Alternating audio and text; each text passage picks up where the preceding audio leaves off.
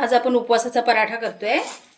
साबुदाणे मी थोडे भाजून घेते आणि हे 3 बटाटे बॉईल करून घेतले आणि साबुदाणे भाजून घेते। हे मिक्सरला लावून ह्याची आपण पावडर म्हणजे पीठच करायचं आहे।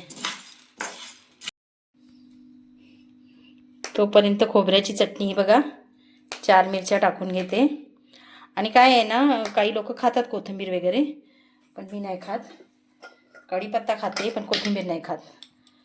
मिरची आणि हे इनफ आहे आणि मीठ आणि एक अर्धा लिंबू पिळून घ्यायचा। हा बघा, हे झालं आपलं चटणीचं सामान। मी आता वाटून घेते। हे बघा, मिक्सरला एकदा वाटलं मी आणि चाळून पण घेतलं। एकदा मी वाटून चाळून घेतलं। हे पीठ आहे साबुदाण्याचं। आता अजून एकदा वाटते।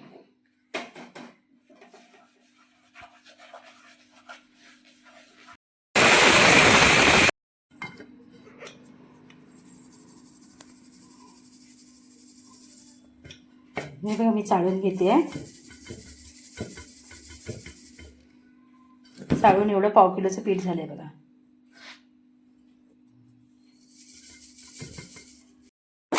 पराठ्यात घालायला हे बघा,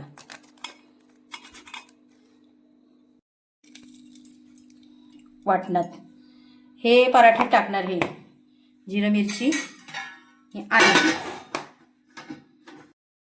अर्धा लिंबू स्वीज करून घेते। अर्धा लिंबू टाका। दही असेल तर दही टाकलं तरी चालेल। मी लिंबू टाकते, मला लिंबू आवडतो। लेमन चटणी, लेमन कोकोनट चटणी। साखर, आपण लेमन टाकलं ना म्हणून। करून घेते, चटणीला फोडणी देते। हे बघा, कढीपत्ता थोडासा टाकते।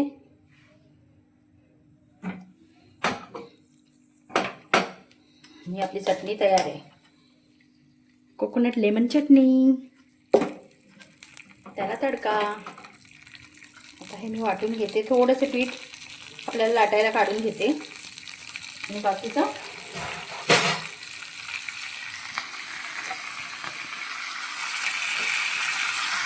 हे बघ,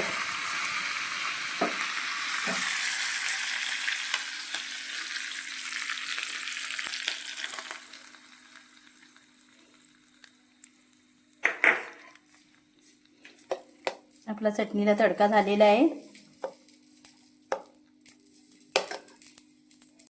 हे बघा, कढीपत्ता बारीक कापलेला, 1 चमचा मीठ तुमच्या आवडीनुसार। चटणीमध्ये पण मीठ आहे। आणि हे मी आलं, जिरं आणि मिरची क्रश करून घेतली आहे मिक्सरमध्येच, बारीक वाटून घेतले। आणि ह्यात आता 3 बटाटे ॲड करायचे। आल्याचा केस, आल्याचा, आलं। शक्यतो बटाटा असाच करा, म्हणजे मळायला बरं पडतं। आता हे मळून घ्यायचं। हे बघा, बटाटे चांगले शिजले होते, असं काही नाही।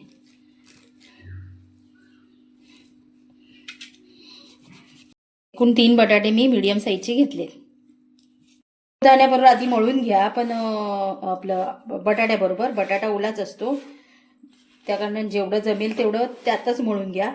पण साबुदाणा पाणी खेचून घेतो, जसं रवा खेचतो तसं थोडं पाणी घालून पण मळा। हे बघा, मी मळते। बटाट्याचं आपलं मळून झालंय। याला बरोबर मला अर्धा ग्लास साबुदाणा पाणी खेचून घेतं, अर्धा पाऊण ग्लास मला पाणी लागलंय। आता हे 10 मिनिटं तसंच ठेवायचं। वाटलंच आपल्याला घट्ट तर पुन्हा थोडं पाणी हाताला लावून मळून मग लाटायला घ्या। हे बघा, मी लाटून घेतले आणि ह्याला असं हे मारायचं आणि शिजायला ठेवायचं।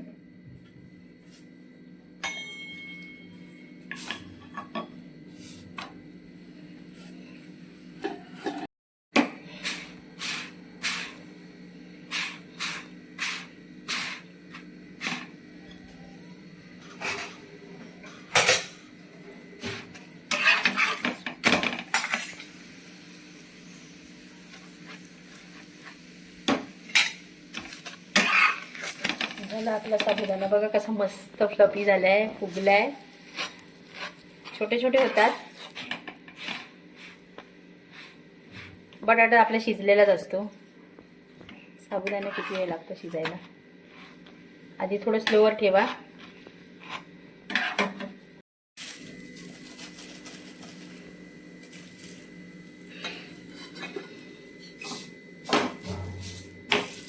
ही मी तिसरी टाकली आहे. या बघा, या 2 झाल्या. आता ही तिसरी आहे.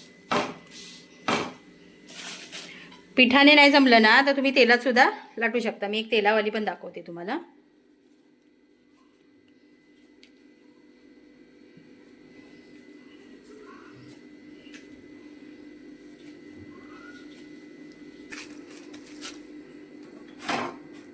जमलं ना तर तुम्ही असं थापून पण करू शकता पराठा. थोडं थापायचं आणि थोडी लाटणी मारायची, म्हणजे ते इक्वल होतं.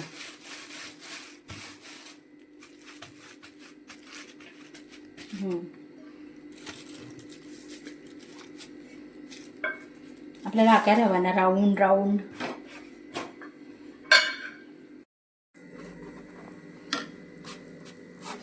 ही आपली तिसरी आहे.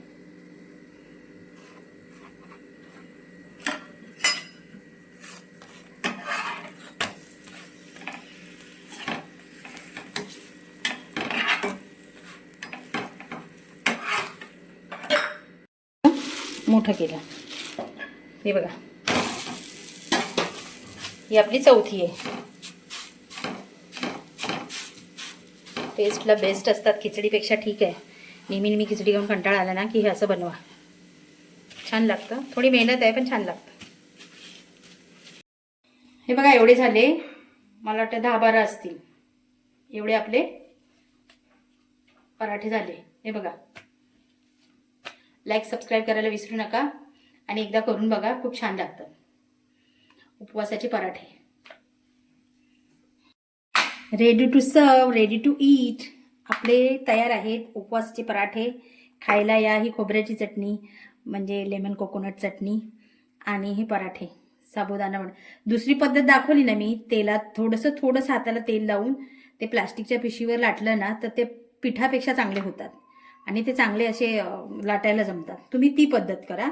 पिठाची पद्धत करू नका, त्याला खूप त्रास आणि खूप वेळ लागतो. ओके.